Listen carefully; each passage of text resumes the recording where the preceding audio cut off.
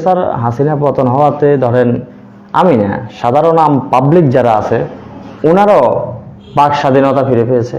ধরেন আমরা যারা রাজনৈতিক দলের সাথে লিপ্ত আছি, বাংলাদেশ জাতীয়তাবাদী দল বিএনপি ও সহযোগী ও অঙ্গ সংগঠনের যারা যে সকল ত্যাগী শ্রম ঘাম দিয়ে যারা দলের জন্য রাজপথে ছিলেন, যে সকল ত্যাগী কর্মী ও ত্যাগী নেতারা আছেন সবাই খুশি। কারণ এই স্বৈরাচার থাকাকালীন কোনো কিছু না করেও অপরাধী হইতে হয়েছে এবং কিছু তো করিয়ে নাই আনলেগিল, তারপরে অপরাধী হইতে হয়েছে। ধরেন আমি 28 জুলাই একটা ওই যে তফসিল ঘোষণা দিয়েছে সরকার, ওই সময় আমি এই কমলনগর বৃহত্তর রামগতি কমলনগরের ভিতরে আমি একজন মিছিল বের করছিলাম আমার সহযোদ্ধা ও সহযোগী ভাইদেরকে নিয়ে। ওইখানে আমার 2টা মামলা দিয়েছিল। একটা মামলা যখন দিয়েছিল ওই সময় আমি ছিলাম প্রবাসে, আর একটা মামলা দিয়েছিল বিস্ফোরণের। তো আমি নন হেজার থাকা সত্ত্বেও আমার রিমান্ড চাওয়া হয়েছে। আল্লাহর হেকমত, সকল ভাই ব্রাদারের দোয়া এবং আমাদের সিনিয়র নেতৃবৃন্দের সহযোগিতায়, মা বাবার দোয়ায়, গরিব দুঃখী অসহায় মেহনতি খেটে খাওয়া মানুষের দোয়ায় আমি নজরুল ইসলাম মুন্না ওইখান থেকে যেভাবে হোক বের হয়েছি। ওইখান থেকে বের হওয়ার পরের 5 দিন পরে আবার আমি অ্যারেস্ট হয়েছি। তো এই স্বৈরাচার হাসিনা থাকাকালীন তো ধরেন সুখ ছিল না, দুঃখে কষ্টে এই জীবন যাপন করতেছে। সাধারণ জনগণের জন্য কি করবো, নিজে বাঁচাইতে কষ্ট হয়ে যাইতো। তো উনি যাওয়াতে আলহামদুলিল্লাহ আমিও খুশি, সাধারণ জনগণও খুশি। বাংলাদেশ জাতীয়তাবাদী দল বিএনপি, বাংলাদেশ ন্যাশনাল পার্টি, এই দলটা সহ এই দলের অঙ্গ সহযোগী সংগঠনের মধ্যে বাংলাদেশ জাতীয়তাবাদী মৎস্যজীবী দলের একটা সংগঠন বা ছাত্র দল, যুব দল, শ্রমিক দল, তাঁতি দল, যেসব সংগঠনে যেসব সংগঠনগুলো আছে সকল সংগঠন আমরা ঐক্যবদ্ধ হয়ে বিএনপিকে শক্তিশালী করার জন্য, বাংলার সাধারণ জনগণের বাক স্বাধীনতা ফিরিয়ে দেওয়ার জন্য আমরা আমাদের দলের জন্য যতটুকু করার দরকার ততটুকু ইনশাল্লাহ আমরা সকলেই ঐক্যবদ্ধ হয়ে এই লক্ষ্মীপুর কমলনগর রামগতির মাটিতে পড়বো ইনশাল্লাহ। এবং আমি আহ্বান জানাবো সারা বাংলাদেশের আমাদের বিএনপির সহযোগী ও অঙ্গ সংগঠনের যে সকল নেতাকর্মী আছে তারাও যেন আমাদের মতো ঐক্যবদ্ধ হয়ে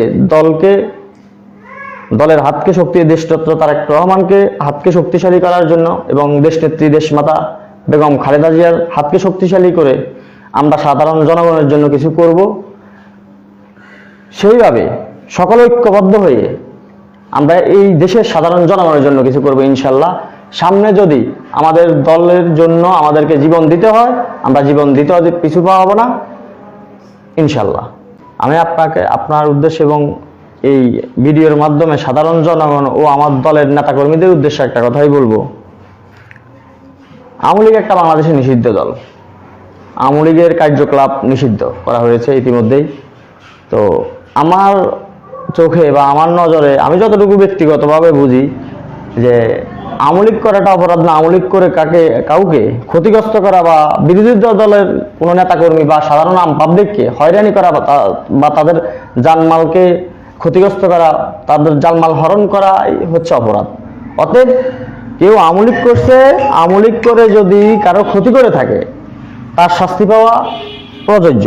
কিন্তু কেউ আওয়ামী লীগ করছে, আওয়ামী লীগের নাম ধারণ করে কারো ক্ষতি করে নাই, আমি মনে করি তাদেরকে কিছু না বলাই বেটার। আর যেটা বলছেন, আমি 3 নং চল্লাহসী ইউনিয়ন চেয়ারম্যান পদপ্রার্থী ছিলাম, আমার মার্কা ছিল দোয়াত কলম। আমার দল যদি নির্বাচিত হয় তাহলে আমরা কি করব? যদি আমি এই 3 নং চল্লাহসী ইউনিয়নে চেয়ারম্যান পদপ্রার্থী হিসেবে আমি নির্বাচন করি সামনে, এখন তো বর্তমানে ইউনিয়ন পরিষদের নির্বাচনটা সাময়িকভাবে স্থগিত করা হয়েছে, যদি এই স্থগিত থেকে এটা চলমান হয় তাহলে তো আমি প্রার্থী আছি, আমি নির্বাচন করে যাব। আর যদি এখান থেকে এটা প্রার্থীরা বাতিল হয়ে যায় তাহলে আমার বাবা করার সম্ভাবনা আছে। এর বাইরেও আমি এই 3 নং চল্লাহসী ইউনিয়ন 9টা ওয়ার্ডের যে সকল সাধারণ পাবলিক আছে তাদের সঙ্গে কাঁধে কাঁধ মিলিয়ে কাজ করব ইনশাল্লাহ। আমি আমার নিজ সামর্থ্য অনুযায়ী তাদের সঙ্গ দিয়ে যাব এবং আমার দল যদি নির্বাচিত হয় তাহলে তার কোনো কথাই নাই। আমাদের দেশরত্ন জনাব তারেক রহমান আমার নেতা, আমার লিডার, এবং দেশনেত্রী দেশমাতা সাবেক 3 প্রধানমন্ত্রী, সফল প্রধানমন্ত্রী। আমাদের তো এতদিন ছিল দুঃসময়, তাও সুসময় আসে নাই, সুসময় আসার স্বপ্ন দেখতেছি। অতএব যদি সরকার গঠন হয়ে যায় আমাদের, তাহলে আমি তো আপনাকে আগেই বলেছি সবকিছু উন্মুক্ত ইনশাল্লাহ। এই দেশ কারো বাবার না, এই দেশ সাধারণ জনগণের। সকলেরই অধিকার আছে সবকিছু নেওয়ার, সবকিছু ভোগ করার সাধারণ জনগণের জন্য। অতএব সাধারণ জনগণের জন্য যেটা ভালো হবে আমরা সেটাই করব। অতএব আমার দলটা এখনো ক্ষমতায় আসে নাই, তো এই বিষয়ে আমি আপনাকে এখনো কিছু বলতে পারতেছি না, কারণ আমরা যদি এখনো কিছু করতে যাই তাহলে বলবে চাঁদাবাজি, সন্ত্রাসী ইত্যাদি ইত্যাদি।